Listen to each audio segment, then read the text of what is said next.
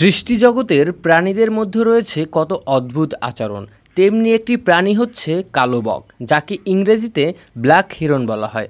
আফ্রিকার জলাভূমিতে বসবাসকারী একটি অসাধারণ প্রজাতি হচ্ছে এটি, যা তার অভিনব শিকার ধরার কৌশলের জন্য বিশ্বজুড়ে সুপরিচিত।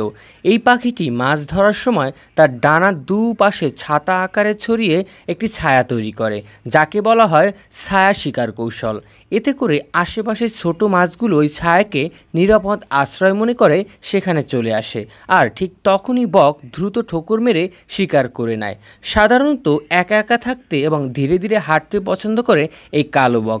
এই কৌশল শুধু একটি নিদর্শনই নয়, বরং প্রকৃতির এক অনন্য বুদ্ধিমত্তার দৃষ্টান্ত।